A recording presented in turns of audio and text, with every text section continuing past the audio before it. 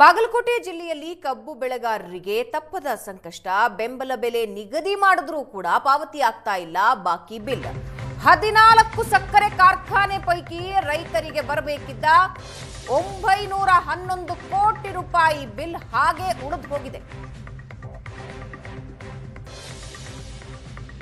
ರನ್ನ sugar ಕಾರ್ಖಾನೆಯಿಂದ ಮಾತ್ರ ಸಂಪೂರ್ಣ ಹಣ ಸಂದಾಯ ಆಗಿದೆ. ಉಳಿದ 13 ಕಾರ್ಖಾನೆಗಳಿಗೆ ಬಾಕಿ ಹಣ ಪಾವತಿಸಿ ಅಂತ ರೈತರು ಎಚ್ಚರಿಕೆ ಕೊಡ್ತಾ ಇದ್ದಾರೆ.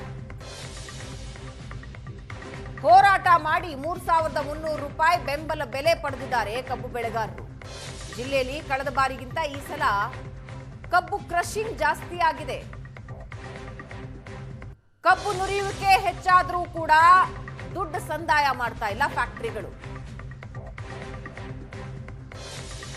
ಬಾಕಿ ನೀಡದ 4 ಫ್ಯಾಕ್ಟರಿ ಹರಾಜಿಗೆ ಸಕ್ಕರೆ ಆಯುಕ್ತರು ಆದೇಶ ಕೊಟ್ಟಿದ್ರು.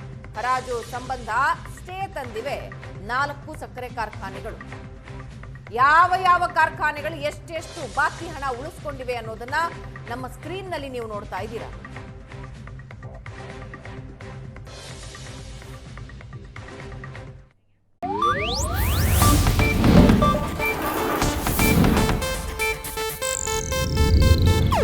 ಇದು ಏಷ್ಯಾನೆಟ್ ನ್ಯೂಸ್ ನೆಟ್ವರ್ಕ್ ಪ್ರಸ್ತುತಿ.